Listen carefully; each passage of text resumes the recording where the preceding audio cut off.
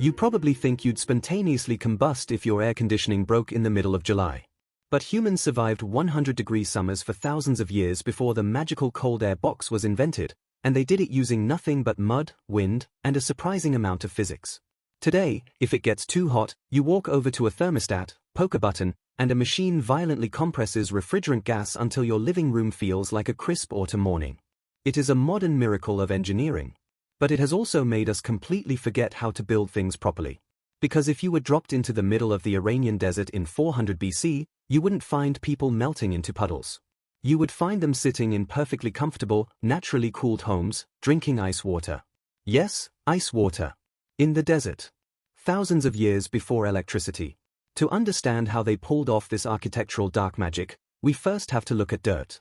If you look at ancient cities in hot climates, from the pueblos in North America to the early settlements in the Middle East, you'll notice they are almost entirely made of mud, adobe, or stone. And they are thick. Like, annoyingly hard to hang a picture frame thick. This wasn't just because mud was the only thing around. It was a deliberate exploitation of a concept called thermal mass. If you build a house out of thin wood or, God forbid, modern glass, the heat from the sun passes right through it. But a giant, 3-foot-thick wall of dense mud acts like a thermal sponge. When the 100-degree daytime sun beats down on an adobe wall, the mud absorbs the heat, but it takes hours for that heat to actually travel all the way through to the inside. By the time the heat finally reaches the interior of the house, the sun has gone down. Then, the desert night drops to a brisk 60 degrees. The inhabitants open their windows, the trapped heat in the walls radiates out into the cool night sky, and the thermal sponge is wrung out, completely resetting the cycle for the next day. It's exactly like a hot pocket, where the outside is boiling lava and the inside is frozen solid, except in this case, the frozen solid part is actually desirable. But thermal mass only solves half the problem. It keeps the blazing sun off your back, but you still need airflow to not feel like you're sitting inside a giant, dusty oven. Enter the Persians, who invented what is arguably the coolest piece of ancient technology ever, the Badgir. Or, in English, the wind catcher. A wind catcher is basically a massive, ornate chimney built on top of a house. But instead of letting smoke out, it forces wind in. High above the ground, the air is generally cooler and moving faster than the air at street level. The wind catcher scoops up this fast-moving breeze and funnels it straight down into the building.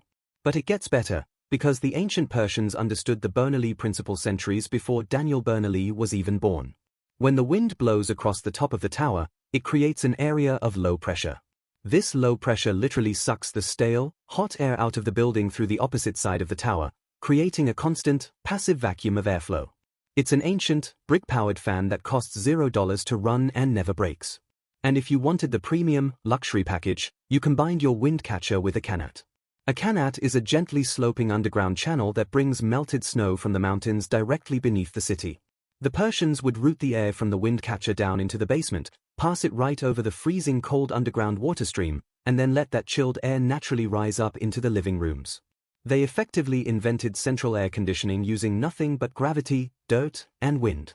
Oh, by the way, please subscribe to this almost dead YouTube channel. The algorithm has forsaken me and my landlord only accepts rent in the form of viewer retention. Anyway, the most mind-blowing application of this ancient cooling tech wasn't even keeping people comfortable.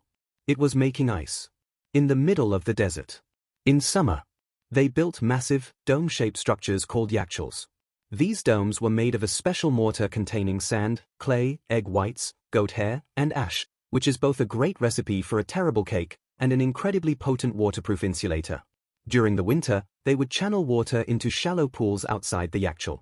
But here is the brilliant part. They didn't wait for the air temperature to drop below freezing. They used a concept called radiative cooling. On a clear desert night, the heat from the water radiates directly out into the vacuum of space. Because the atmosphere has no clouds to bounce the heat back, the water can freeze even if the air temperature is a few degrees above freezing.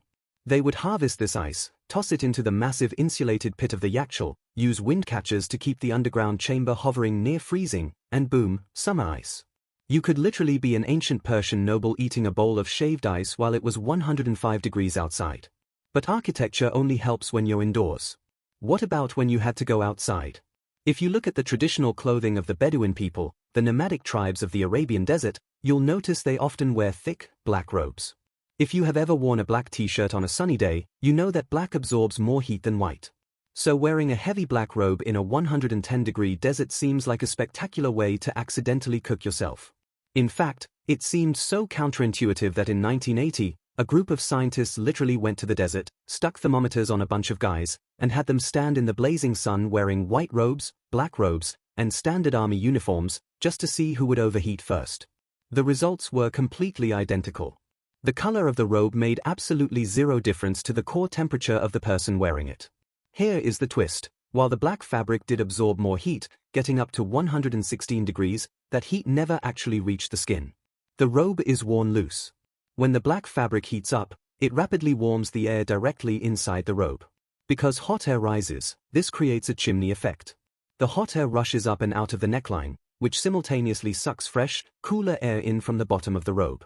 By wearing black, they were turning their own clothes into a portable, passive ventilation system. The clothes literally fan them.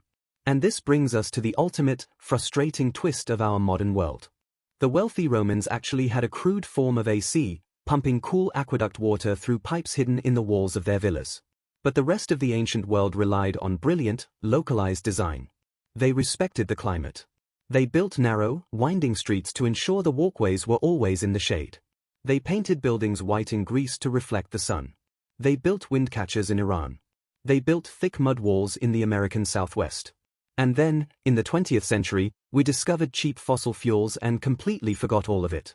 Today, we build massive, all-glass skyscrapers in places like Dubai, Phoenix, and Texas.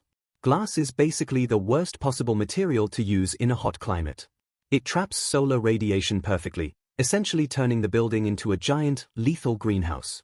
If you turned off the power in a modern glass skyscraper in Dubai during the summer, the building would become uninhabitable in hours.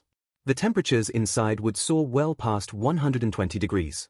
The only reason we can live in these modern glass boxes is because we use an astronomical amount of electricity to brute force the temperature down.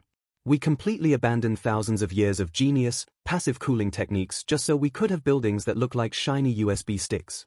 Ancient humans didn't survive the brutal heat because they were biologically different or immune to sweating. They survived because they were incredibly smart. They observed the physics of their environment and designed their entire way of life to work with the heat, rather than fighting an endless, expensive war against it. So next time your AC breaks and the repair guy says it's going to cost a fortune, just build a 60-foot mud tower in your backyard. Your HOA will absolutely love it.